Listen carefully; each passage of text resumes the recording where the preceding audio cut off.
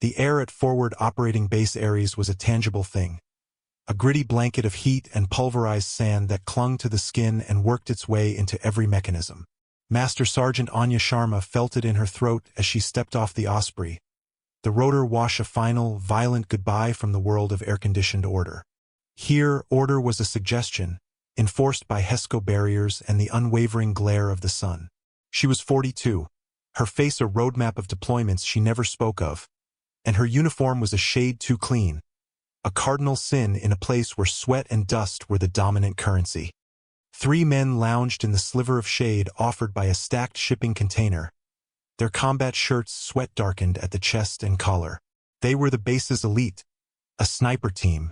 Their leader, a Sergeant K. Jensen whose jaw seemed permanently set in a smirk, watched her approach.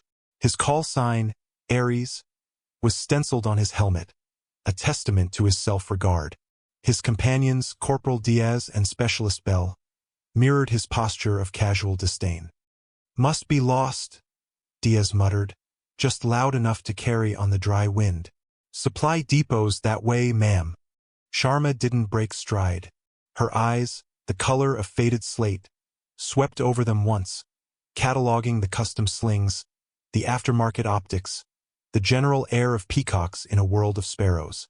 She carried a standard M110A1 rifle case, its polymer shell unadorned with the stickers and slogans favored by the younger generation. It was government property, and she treated it as such. "Looking for Colonel Rusttova's command post," she said, her voice even, without inflection. Jensen pushed himself off the container. He was tall, built like a predator, and moved with an athlete's lazy grace. "You're the replacement?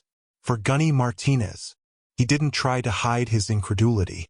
Gunny Martinez had been a legend, a man who'd been medevaced after stepping on an IED, taking the injury with a string of curses that were now part of base lore. "I'm Master Sergeant Sharma," she replied, offering nothing more. "Sharma," Jensen repeated, tasting the name and finding it bland. "Heard you were coming from a desk at CENTCOM. Pushing paper, right? Bet the air conditioning was nice." Bell snickered. "Careful with that rifle, Master Sergeant. Sun's hot. Might warp the plastic." Sharma's gaze settled on Bell. It wasn't a glare. It was heavier than that. A deep, pressure-filled stillness that made the young specialist's smile falter. She said nothing. The silence stretched, made louder by the distant hum of a generator. She held his eyes until he looked away, suddenly fascinated by a loose thread on his glove. She turned back to Jensen. "Colonel Rusttova's post?" she repeated, the question now a quiet command. Jensen's smirk tightened. He jerked a thumb over his shoulder. "Big tent with the antennas. She's expecting you. Try not to get heatstroke on the way." He and his team watched her walk away, her posture ramrod straight, her steps measured and economical. "Desk jockey," Diaz scoffed the moment she was out of earshot. "They're sending us a damn secretary to fill Gunny's boots. Rusttova's gonna eat her alive." Jensen watched her disappear into the command tent. He wasn't so sure. There was something in her silence that was more unsettling than any boast. It was a void. He just couldn't tell if it was empty, or if it was hiding something deep and cold. He decided, with the easy confidence of a man who had never been truly tested, that it was empty. An old soldier sent to finish her time in the sun. She wouldn't last a week. Inside the tent, the air was cooler but thick with the smell of ozone and stale coffee. Maps covered every vertical surface, marked with red lines that delineated the harsh realities of their operational area. Colonel Eva Rusttova stood before a digital overlay, her expression as unforgiving as the landscape outside. She was a commander forged in the crucible of low-intensity conflicts that had a nasty habit of becoming high-intensity without warning. She turned as Sharma entered, her eyes giving no quarter. "Master Sergeant Sharma," Rusttova said. It wasn't a greeting. It was an assessment. "Your file precedes you. Impressive commendations. From a decade ago. The last 5 years have been spent in Tampa, analyzing signals intelligence." "Yes, Colonel," Sharma said, standing at a perfect parade rest. "This is not Tampa," Master Sergeant Rusttova gestured to the map. Out there is the Al-Hajr corridor. It's a viper's nest. I lost one of my best snipers 2 weeks ago because a spotter missed a heat signature from a concealed tunnel entrance. I need a trigger puller, not an analyst. I need someone who can spend 72 hours looking through a scope without moving, live on water and protein paste, and make a 2,000-meter shot in a crosswind that could strip paint from a Humvee. She paused, letting the weight of her words fill the space between them. Your file says you're qualified, but it's old paper. Out here, the only thing that matters is current performance. Sergeant Jensen's team holds the Overwatch position for Operation Serpent's Eye next week. It's a critical piece of a much larger puzzle. I was expecting a seasoned operator from the 75th to replace Martinez. Instead, I get you, the dismissal was clinical, brutal. Are you sure you're in the right place? I was sent where the orders directed me, Colonel, Sharma replied, her voice unwavering. Orders can be rescinded. Rusttova shot back. Tomorrow at 0800 is the quarterly qualification for all designated marksmen on this FOB. It is not optional. The course of fire is 52 targets. Mixed range, varied exposure, stress-induced. The standing record, set by Sergeant Jensen last month, is 51 hits with 1 weapon malfunction he cleared in 4 seconds. Rusttova stepped closer, her gaze sharp enough to cut. You will shoot that course. You will use a standard-issue rifle from the armory, not a custom piece you've grown accustomed to. If your score is not perfect or near to it, you will be on the next Osprey back to CENTCOM, where you can analyze the data from a safe distance. I will not risk a critical mission on a soldier who hasn't smelled cordite in 5 years. Is that understood? Perfectly, Colonel, Sharma said. There was no defiance in her tone, only a quiet acceptance of the terms. Good. See the armorer, draw your weapon and ammunition. Be on the range at 0730 for prep. Rusttova turned back to her map, the conversation over. As Sharma exited the tent, the oppressive heat hit her again. Jensen and his team were still there, now ostensibly cleaning their rifles. They had heard every word, the tent's canvas flaps doing little to muffle the colonel's sharp voice. Jensen looked up, a triumphant gleam in his eye. Here you're dancing for your supper tomorrow, Master Sergeant, he said, his voice dripping with condescension. The range here, it's tricky. The mirage gets bad after 0900. And the wind, she's a fickle beast. I'll keep that in mind, Sharma said, walking past them toward the armory. Hey, Jensen called out. She stopped but didn't turn. The armory chief is a stickler. Make sure you get a good magazine. Some of the old ones have issues, weak springs, bent feed lips. You get a double feed out there, it'll kill your time. Rusttova counts that against you. Sharma finally turned to look at him. Thank you for the advice, Sergeant. He grinned, a flash of white in his sun-darkened face. Just trying to be helpful. Wouldn't want you to embarrass yourself. That night, Sharma didn't go to the MWR tent or the chow hall. She drew her M110A1 rifle, a standard Harris bipod, and a Leupold optic, the same kit issued to a dozen other soldiers on the base. She also drew 10 20-round magazines. In the stark, lonely light of the armory's maintenance bay, she broke the weapon down. Her hands moved with an intimacy that belied 5 years behind a keyboard. Every pin, every spring, every surface was checked, wiped down, and lubricated with a single, precise drop of oil. She knew the rifle. It was an old friend, a demanding and unforgiving one. She then inspected the magazines. She disassembled each one, checking the springs for tension, the followers for cracks, the feed lips for any sign of damage. She found one with a slightly worn follower and set it aside. The other 9 were perfect. She loaded them methodically, each round pressed in with a firm, practiced thumb. Thump, click, thump, click. The rhythm was a meditation. Across the base, Sergeant Jensen was having a quiet word with a disgruntled armory clerk, a specialist who owed him a favor. A crisp $50 bill was exchanged for one of the magazines Sharma had drawn and returned. Jensen took it to a dark corner behind the vehicle depot. Using the edge of a multi-tool, he carefully, almost imperceptibly, bent the left feed lip inward by less than a millimeter. Then, with a fine file, he scored a tiny burr onto the front of the polymer follower. It was subtle work. It wouldn't cause a jam on the first round, or even the second. But after the heat and pressure of a few shots, that burr would catch the brass casing of the next round, trying to push it forward while the bent lip held it back. It would create a classic textbook Type 3 malfunction. A double feed. A messy, time-consuming jam that required stripping the magazine and cycling the bolt multiple times. For a shooter on a clock, it was a death sentence. He then had the clerk swap the sabotaged magazine with one from Sharma's ready pile, while she was briefly called away to sign a hand receipt. When she returned, her 10 magazines were waiting. 9 perfect, 1 poised to fail. Jensen walked back to his quarters, whistling softly. He wasn't just going to watch the desk jockey fail. He was going to give her a little push. The sun rose the next morning with hostile intent, bleaching the sky to a pale, hazy white. The range was a long, dusty scar carved into the desert floor. Steel targets, painted a flat tan, were scattered at ranges from 300 to 1,500 meters. Some were static silhouettes, others were reactive, falling only with a solid hit. A few were on automated movers, appearing for just seconds at a time. Colonel Rusttova stood at the firing line, arms crossed, a stopwatch in her hand.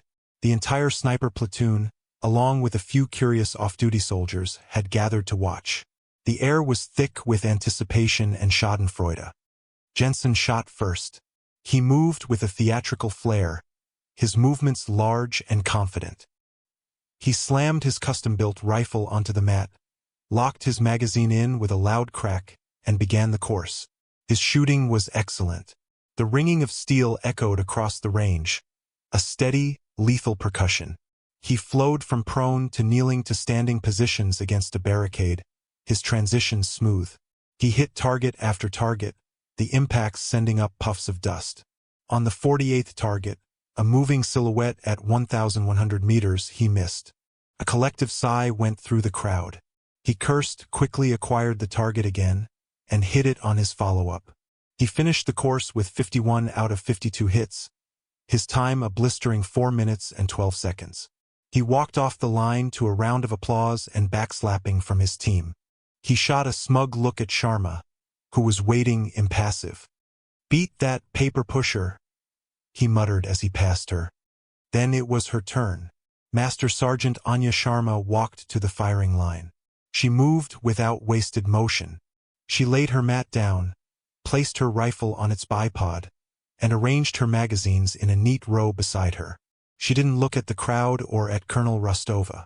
Her world had shrunk to the rifle, the scope, and the shimmering heat haze rising from the desert floor downrange. "Shooter, are you ready?" Rustova's voice was like stone. Sharma took a deep breath, let half of it out, and settled behind the scope. "Ready," she said, her voice calm. "Stand by." The world went silent. There was only the slight tremor of the wind and the pounding of her own heart, a slow, steady drumbeat. "Engage." Her first magazine was the sabotaged one. She didn't know it. It was simply the one on the far left of her row. She chambered around, the bolt sliding home with a smooth, greasy click. Her first target was a static silhouette at 400 meters. Crosshairs settled on the center of mass. Breathe in, breathe out halfway, a gentle squeeze. The rifle bucked against her shoulder, a familiar, comforting punch. A fraction of a second later, the satisfying ping of lead on steel echoed back. Hit. She worked the bolt. Another round chambered. Second target, 550 meters. Ping. Hit. Third, a reactive swinger at 600 meters. Ping. Hit. The rifle was functioning perfectly. The burr on the follower was sliding harmlessly past the smooth brass casings. Jensen watched, his smirk fading into a frown. Maybe the jam wouldn't happen. Fourth shot. Fifth. Sixth. Her movements were a study in efficiency. There was no flare, no wasted energy. Bolt, acquire, breathe, squeeze, repeat. It was a machine-like cadence. The crowd grew quiet. The backslapping stopped. They were watching something different. Not a performance, but a process. On the 7th round, it happened. She fired, hitting a target at 800 meters. She worked the bolt, but it stopped halfway, grinding to a halt. It was stuck.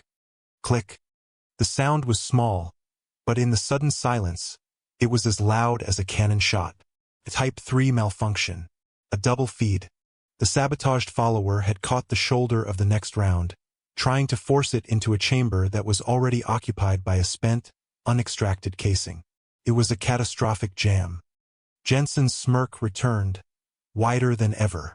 This was it. This was the failure he'd engineered. He glanced at Rusttova, expecting to see disgust. Instead, he saw her eyes narrow, her focus intensifying on Sharma. Diaz and Bell exchanged a triumphant look. The show was over. Clearing a jam like that would take her at least 10, maybe 15 seconds. She'd have to break position, drop the magazine, work the charging handle, probably mortaring the rifle to clear the stuck casing. Her time would be ruined. Her concentration shattered. Sharma did not curse. She did not sigh. Her expression did not change. For a single, frozen second, she remained perfectly still. Then her hands moved. They weren't fast, not in a panicked way. They were impossibly precise. Her right thumb hit the magazine release. The magazine didn't drop. The pressure of the jammed rounds held it in place. Her left hand came up and ripped the magazine out with controlled violence. She didn't look at it. She just dropped it onto the mat beside her, discarding the problem. Her right hand moved to the charging handle, pulling it back while her left hand tilted the rifle to the right, opening the ejection port to the sky. The two jammed rounds, one spent, one live, were wedged together. Gravity alone wouldn't clear it. Without breaking her cheek weld from the stock, she kept the bolt held to the rear with her right hand. Her left hand, fingers nimble and strong, reached into the ejection port. A surgeon's dexterity in a tactical glove. She hooked a finger around the live round and plucked it free, tossing it aside. She then hooked the rim of the spent casing and flicked it out. The chamber was clear. Total time elapsed, 28 seconds. Jensen's jaw went slack. No one cleared a double feed that fast. No one. It was a fluid, single, unbroken motion, a piece of muscle memory from 1,000 unseen hours of practice. Before the discarded casings had even settled in the dust, her left hand was already moving. It slapped a fresh magazine from her row into the well. The click was sharp, definitive. Her right palm slammed the bolt release. The bolt carrier group flew forward, stripping a new round and seating it with a solid, authoritative clack. Her eye was already back in the scope. She had never truly left it. She acquired the next target, a 900-meter silhouette. The entire sequence, from the initial jam to the rifle being ready to fire again, had taken 41 seconds. 1/10 of a second slower than Jensen's clean, simple malfunction clear. Breathe in, breathe out, squeeze, pang. The sound of the hit was sharp, defiant. Perfect center shot. The crowd was utterly silent now. The mockery had evaporated, replaced by a stunned, disbelieving awe. Sharma didn't pause. She began to shoot again, her rhythm reestablished, but faster now. More intense. It was as if the malfunction had angered something deep inside her. A cold, professional fury that was now being vented through the rifle. Pang, pang, pang. The targets fell one after another. 950 meters. 1,000. 1,150. She transitioned to the kneeling position, her body a solid, stable tripod. More hits. The moving target at 1,100 meters that Jensen had missed on his first try appeared. She tracked it for half a second, led it by a hair and squeezed the trigger. The steel plate, shaped like a running man, flipped backward with a loud clang. A direct hit. She moved to the barricade, using its different ports for support. Her movements were economical, her stability absolute. The rifle seemed less a tool and more an extension of her own body. The barrel grew hot, the heat haze from it starting to distort the air, but her shots didn't wander. She compensated for it instinctively. The final 10 targets were the most difficult, ranging from 1,200 to 1,500 meters. The wind, which had been a nuisance, was now a significant factor, gusting unpredictably across the open plain. She paused for a moment, her eye not in the scope but on the world, watching the dance of dust devils in the distance, feeling the pressure on her cheek. She wasn't just seeing the wind, she was reading its language. She held off to the left, the crosshairs aimed at empty air. She fired. 2 seconds later, a faint ping returned. 1,200 meters. Hit. She adjusted, fired again. Ping. 1,250. Hit. She worked her way out, shot by shot, a masterclass in ballistics and wind calling. The final target was a 24-inch circle at 1,500 meters, nearly a mile away. It was the make-or-break shot, the one that separated the experts from the legends. She took 2 deep breaths. She settled the crosshairs, holding high and left, a complex calculation of drop and drift made in an instant. The world seemed to hold its breath with her. She squeezed the trigger. The rifle roared one last time. The wait was agonizing. 1 second. 2. 3. A tiny, almost inaudible tink echoed back across the range, the sound swallowed by the vastness of the desert. But it was there. Hit. 52 targets. 52 hits. One catastrophic, deliberately induced malfunction cleared in a time that was considered nearly impossible. She had not just passed the test. She had rewritten it. Anya Sharma worked the bolt one last time, ensuring the chamber was empty. She engaged the safety, removed the magazine, and laid the rifle gently on the mat. She stood up, her face impassive, and turned to face the silent crowd. Colonel Rusttova stood frozen for a moment, the stopwatch forgotten in her hand. She walked over to Sharma's firing position. She didn't look at the master sergeant. She looked down at the discarded, sabotaged magazine. She picked it up. Her thumb traced the subtly bent feed lip. Her eyes saw the tiny, gleaming burr on the follower. She knew. She knew exactly what it was and what it meant. Sabotage. She looked up, her gaze locking with Jensen's across the range. His face was pale, his arrogance stripped away, leaving only a raw, sickly fear. Rustova's expression was murderous. She held the magazine up for him to see, a silent accusation. Then she dropped it in the dust. She turned to Sharma. Her voice, when she spoke, was low, stripped of its earlier hostility. Master Sergeant, I have never seen a malfunction like that cleared with such speed, nor have I ever seen this course shot perfectly. Not once. She paused, her eyes searching Sharma's. That was not a technique you learn at a qualification range. That is a scar. Learned somewhere hard and ugly. Where did you learn to do that? Sharma met her gaze. Chark Valley, Logar Province. Colonel. The enemy was inside the wire. She offered no more. She didn't need to. An old master gunnery sergeant, the FOB's chief armorer who had been watching from the side, stepped forward. He was a man who had seen 3 decades of war, and his face was a leather mask. He had been staring at Sharma not with surprise, but with a dawning, incredulous recognition. He stopped a few feet from her.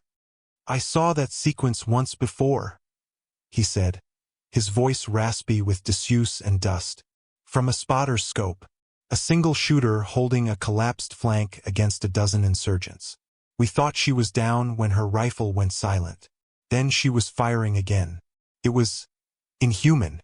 He looked at Sharma, his eyes filled with a reverence that bordered on fear. We never knew her name. We just had her call sign. The one they whispered about in the ARs for years after. He took a half-step forward and spoke the name like an incantation. Kestrel. The name fell into the silence, and everything changed. The whispers started among the older NCOs in the crowd. Kestrel. A ghost story, a legend from the early, brutal days of the war. A sniper who operated alone or with a single spotter, credited with a number of kills so high they were classified as unbelievable. A figure who would appear on a threatened flank, turn the tide, and vanish before the sun came up. No one knew who she was. Her file was a ghost redacted into oblivion. Colonel Rustova's eyes widened. She had read those files. She had seen the blacked-out lines and the impossible mission reports. She was looking at a living piece of military mythology. The desk jockey, the paper pusher from CENTCOM, it had all been a cover. She looked from Sharma to the pale, trembling Sergeant Jensen. The pieces clicked into place. The casual mockery, the advice about the magazines, the impossible jam. It was a setup born from arrogance and insecurity. Rusttova's voice was ice. Sergeant Jensen, Corporals Diaz and Bell. My office. Now she didn't shout. She didn't have to. The quiet deadliness in her tone was more terrifying than any rage. The three men flinched as if struck, their faces ashen. They turned and walked toward the command tent, their careers ending with every step. Rusttova turned back to Sharma. The entire power dynamic had been inverted. She was no longer a colonel addressing a subordinate she suspected of being washed up. She was a commander standing before a weapon she had just discovered was far more potent than she could have imagined. Master Sergeant, Rusttova began, then corrected herself, the name feeling inadequate. She looked at the M110A1 on the mat. Is that rifle adequate for your needs? It's a good rifle, Colonel, Sharma said. Take any weapon you want from the armory. Anything. Jensen's custom kit is now available. Operation Serpent's Eye is a go in 48 hours. You will not be part of a team. You will have your own Overwatch position. You pick the location. You will have final say on engagement criteria. You answer only to me. It was the highest level of trust a commander could grant a soldier in the field. Complete autonomy. Understood, Colonel, Sharma said. It was the same calm, even tone she had used all along. Victory did not change her. The respect from the others was not spoken. It was in the way they parted for her as she walked back from the firing line, a silent corridor opening in the crowd. It was in the way soldiers who had snickered at her that morning now avoided her gaze, not out of malice, but out of a profound sense of intimidation and awe.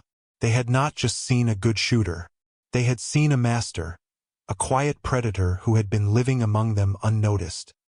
That evening, as the desert sun bled across the horizon, casting long shadows from the HESCO barriers, Sharma was where she was always most comfortable, alone at a weapons cleaning bench.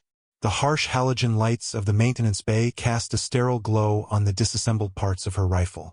She didn't use power tools or fancy solvents. Just a worn-out toothbrush, a set of dental picks, soft cotton cloths, and a small bottle of CLP. She cleaned every component with a devotion that was almost spiritual. The bolt carrier group, wiped clean of carbon until the steel shone with a dull luster. The firing pin, checked for microscopic fractures. The bore, scrubbed and patched until it gleamed like a mirror. It was a ritual, a way of resetting the world to a state of clean, mechanical order. The sound of boots on concrete made her look up. It was Jensen. His face was blotchy, his eyes red-rimmed. His swagger was gone, replaced by a hollowed-out shame. Rusttova had not been gentle. His career was over. A court-martial was the best he could hope for. He stopped about 10 feet away, not daring to approach the bench. He just stood there for a long moment watching her hands work. He saw the intricate, practiced movements, the sheer competence that he had so arrogantly underestimated. He had tried to break her, but all he had done was reveal a strength he couldn't comprehend. He held up a brand new, still-in-the-wrapper magazine. From the armory, he said, his voice a hoarse croak. The master gunny said, he said to give this to you. He placed it on the edge of a nearby crate, a humble offering, and backed away. He didn't apologize. Words were useless now. The gulf between them was too vast. He turned and walked away into the gathering darkness. Sharma watched him go. She didn't retrieve the magazine right away. Her focus returned to her work. She finished cleaning the last component and began the reassembly. Each piece slid into place with a familiar, satisfying click. The trigger group seating, the bolt carrier sliding home, the upper and lower receivers locking together. It was the sound of order being restored, of a dangerous tool being made ready. She worked the charging handle, the action smooth as glass. She did a final function check, the hammer falling with a dull thud on an empty chamber. She placed the rifle in its case, the foam interior a perfect cradle.